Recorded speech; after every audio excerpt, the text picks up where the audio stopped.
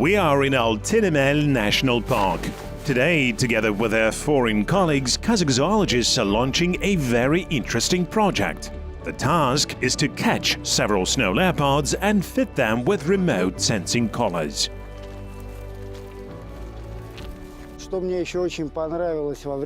What I really like about working in Kazakhstan is that during our work, a lot of attention is paid not only to the research, but likewise the PR component. That is, promoting our efforts and disseminating knowledge. Indeed, it is one of the key things. Nature conservation should by no means be something that a few dozen enthusiasts are concerned about. They already know everything. They don't need to convince each other of something. It is the millions of other people. Exactly. I must say this is vital for the mere survival of humankind. And this principal issue has been gaining momentum recently. It might even exceed the importance of economic development. Zoologists Alexei Grachov and Saltares Apabayev are longtime friends. As they say, they've trotted the entire Kazakhstan and have gone on hundreds of expeditions to the most remote corners of our country together. In addition to snow leopards, 3 wolves and several foxes have passed here, a stone marten as well. Saltares is an experienced photographer and winner of various wildlife photography contests. Sergei and Maxim Bespalov devoted their lives to studying snow leopards. For months, they work in the mountains and can tell a lot about snow leopards. In the world, there aren't many people who were lucky to take good snow leopard shots. Sergei and Maxim have caught snow leopards on camera multiple times. In the past, scientists could only get bits and pieces of information about the mighty earbears by tracking its tracks. No doubt, snow leopards are much better climbers than humans and are able to walk much longer distances. Even well-trained specialists with extensive sports experience and climbing gear will not cover a complete one-day snow leopard hike. That's why for a long time the earbears has remained one of the most mysterious and underexplored animals. Everything has changed with the advent of new technologies. Previously, they've used radio VHF telemetry, and now that we have GPS sensors at our disposal, we can study all their movements, social interactions, and relations between individuals in detail. Snow leopard is one of our main research objects. We have studied snow leopards practically all over the place, from Russia to Tajikistan, and have gained expertise on catching and tagging these gorgeous cats. The scientist's task is not only to study the biology of rare cats, but also to promote their survival as a species. At one of the conferences, Andrei Poyarkov has stated his intention to focus on environmental education. He considers that it is a researcher's duty not only to accumulate knowledge, but also to apply it for promoting the ideas of wildlife conservation. We started satellite tagging snow leopards in 2010 in Russia. We caught the first one in 2011 in the Sayano-Shushinsky Biosphere Reserve. We have also done a lot of snow leopard tagging across Mongolia. Our team are quite experienced in catching other big cats as well as ungulates. The group makes itself comfortable on the shore of the Kapchagai Reservoir. Right on the checkpoint porch, another representative of the glorious feline family is greeting us. Despite its small size, it has a harsh nature, quite Nordic. If such a tiny one can be so aggressive, then what to expect of a large cat?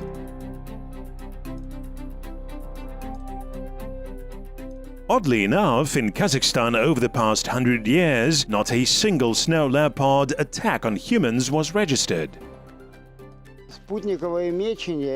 Satellite tagging is one of the most powerful methods for investigating rare animal populations. You can get unique information about the way they use their space, about their habitats and interactions, about preferred biotopes, and not just biotopes, but about microstations. Basically enough for an extremely detailed analysis. In addition to Kazakhstan, the ibis lives in 11 more countries. Our colleague scientists have already conducted their research in many of them. And now, the time has come for Kazakhstani specialists to join the international efforts on studying this rare cat.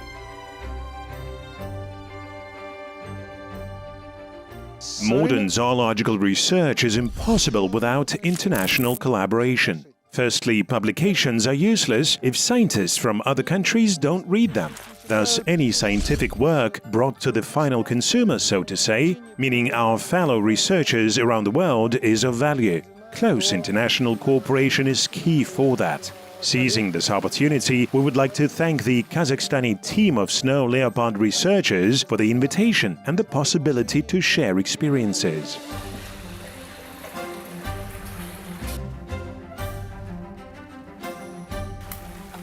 Scientists want to catch a snow leopard and install a color transmitter on it.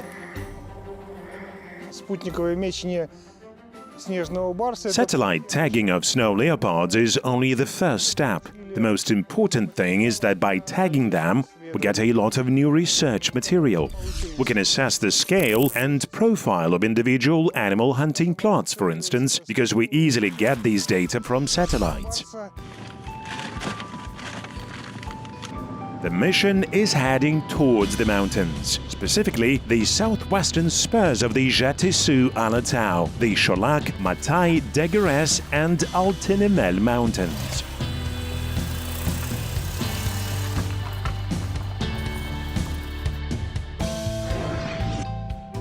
Between the northern Tian Shan and the southwestern spurs of the Jatisu Alatau, there stretches the Ile Valley. In 1969, they blocked the Ile River with a dam forming the Kapshagai Reservoir. Nearly 2,000 square kilometers of flatland went underwater. In 1982, they transformed the Kapshagai hunting farm into the Kapshagai Hunting Reserve. This form of especially protected areas is quite rare now, but back in those days they were quite widespread and successful. In fact, in the former USSR, the Kapshagai Hunting Reserve had the largest population of hoofed animals. In 1982, they brought 23 Turkmen kulans from the Basa Kelmes to the Kapshagai Reserve. Today, there are about 4,000 of them here. Based on the reserve's territory, such a high number of animals exceeds the optimum. Thus, they are resettling kulans in other places of their former habitat.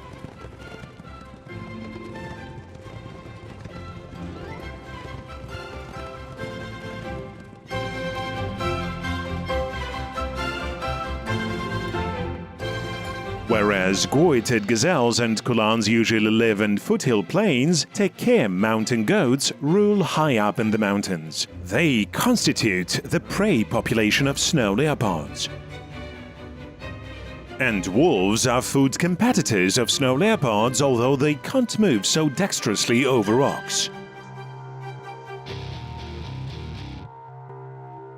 In 1996, they've established the Altinemel National Park on the premises of the Kapshagai Hunting Reserve. The proximity to the international airport, automobile and railway transport hubs makes the park one of the most popular destinations among the guests of Kazakhstan's southern capital. The Singing Dune, the Bes-Shatir Valley of Barrows, the polychromic Aktau Mountains and the Tungalitas Petroglyph Gallery have turned into recognizable tourist brands long ago. Strict rules apply though. Be it on foot or using any type of vehicle, one can travel only along the approved roads. The fans of driving over virgin soil on their SUVs and disturbing the natural land cover will pay a huge fine. It is allowed to put up tents only in specially designated locations. At the park's environmental education unit, you can get a guide who will acquaint tourists with its flora and fauna.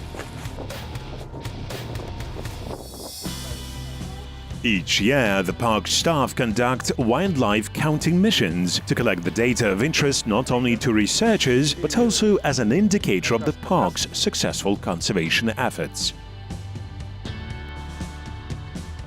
Today, the number of goitered gazelles in the park exceeds 5,000, which is too many for the park's area, especially in the face of deteriorating pastures associated with the global climate change.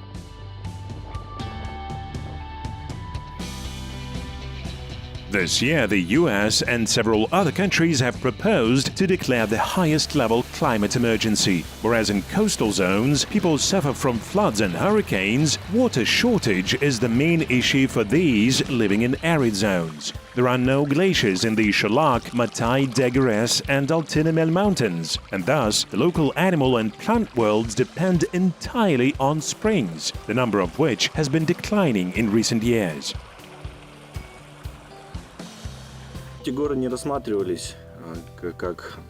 These mountains were never considered as the key habitat of snow leopards. Yet the number of ibexes, the main prey of snow leopard, has been always high here.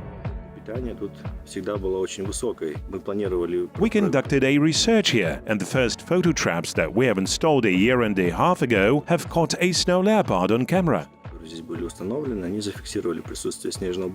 Later on, we have increased the number of photo traps and saw that a fairly stable snow leopard population lives here. We estimated to include approximately 10-13 animals.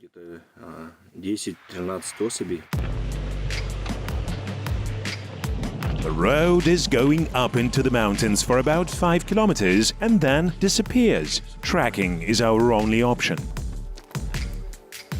At the first stage, you need to survey as much territory as possible, find trails with snow leopard tracks and install photo traps on them. This is a watering site. Do you see the water flowing down the rock, forming the puddle? I guess due to climate change, the number of such watering sites has been diminishing recently, and quickly. That's a big issue. Snow leopards can walk a trail once every 10 days or even less often. Or it can be every day. It is important to detect the algorithm of their movements. The earbears are territorial animals. The area of the hunting plot belonging to one animal depends on its sex, age, social status, and abundance of prey. A male plot can overlap with the plot of one or several females. The trap's mechanism includes a weakened spring and a plastic-covered loop to prevent hurting or wounding the animal. It is also vital to camouflage the trap carefully. The rope is connected to a heavy stone.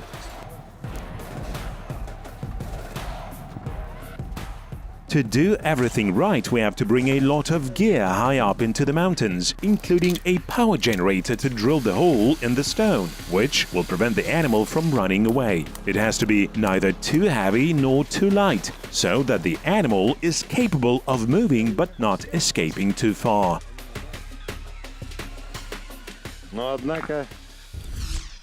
It got cold. The temperature has dropped so sharply. We are freezing, but we are continuing to work. In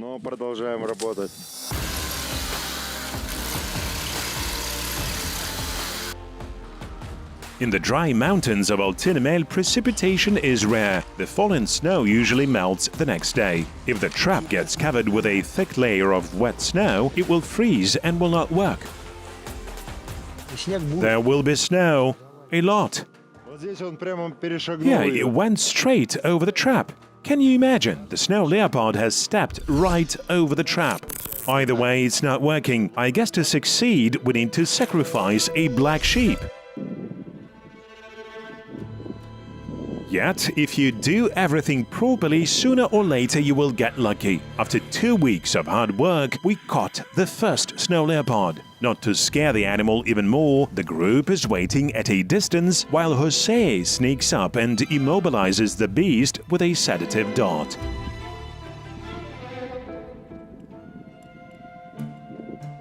We wait for 10 minutes until the animal falls asleep. Now we can approach and film it. It is necessary to do an express check of the animal's physical condition, take blood samples, and install the collar.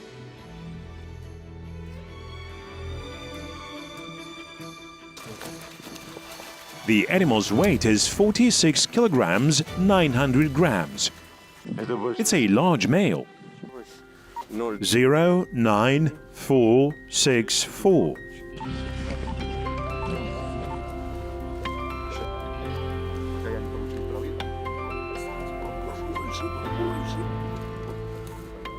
We only have 30 minutes to finish. It's time to inject the antidote. If 1 hour passes, we cannot administer the antidote as it can threaten the animal. As we speak, the effect of the neuromuscular blocking agent is getting weaker. Its muscles are getting back in tone. The soporific agent Zolatil is still working, and it will take quite some time for the animal to wake up completely.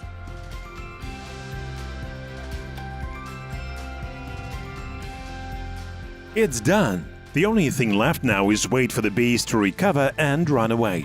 It is still feeling weak and cannot command its body properly, apparently not understanding what has happened. It's better to go a little bit further away, just in case.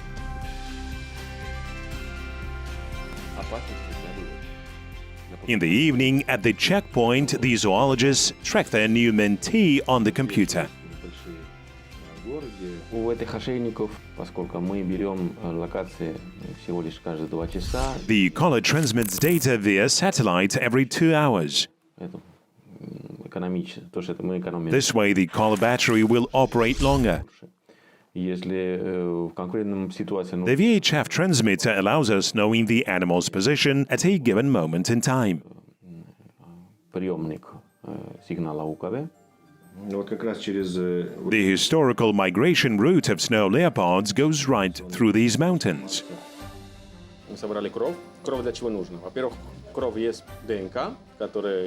We have collected several blood samples from our snow leopard to do different tests. The DNA tests, for example. Centrifuging allows separating blood elements from serum. Serum will be used for hormone testing. We will also check it for various diseases by ELISA testing. We can also do PCR testing, like they do to test for COVID.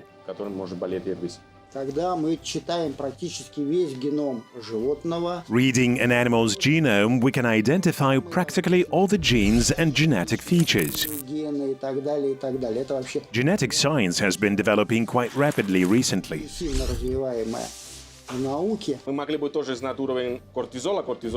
We could learn its overall cortisone level, which is the stress hormone.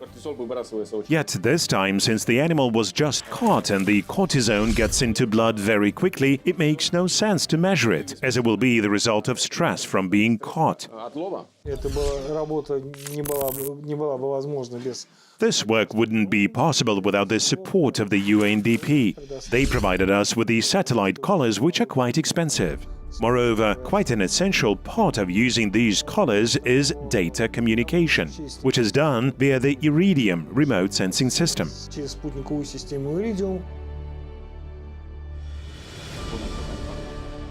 Zoologists have a lot to talk about this evening, some of which is too difficult for non-scientists. Therefore, we decided not to interfere.